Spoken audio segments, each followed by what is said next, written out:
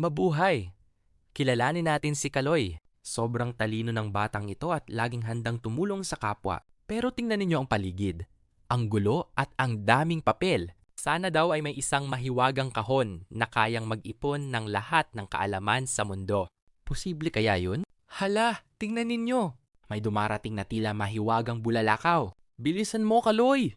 Humiling ka! Humiling siya ng isang mahiwagang kaibigan na kayang magbilang, gumuhit, at magtagong mga alaala sa isang saglit lang. Sana ay matupad ang hiling mo, Kaloy. Magandang umaga, Kaloy.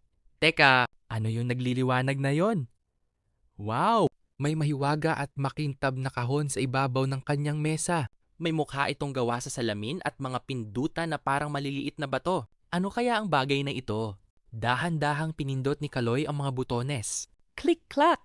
Gumiti sa kanya ang mahiwagang screen. Sabi ni Kaloy, dahil tinutulungan mo akong mag-compute ng mga numero at ikaw ang bago kong partner, tatawagin kitang Pam Couture. Ang galing ng pangalan, di ba? Naku, dumarami ang mga bisita. Kailangan ni tatay magsasaka ng tulong sa pagbilang ng kanyang mga mangga at si Aling Rosa naman ay gustong gumawa ng karatula para sa kanyang panaderiya. Kayang-kaya yan ni computer sa isang kurap lang. Zip, zap, zoom! Hangang-hanga ang lahat. Nako at nako! Kanina pa walang tigil sa paggising at pagtatrabaho si computer. Tingnan ninyo, nagiinit na ang kanyang screen at lumalabo na ang mga kulay.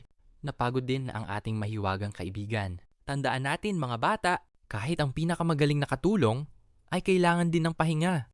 Pinindot ni Kaloy ang shutdown para makatulog muna si computer. Good night, computer.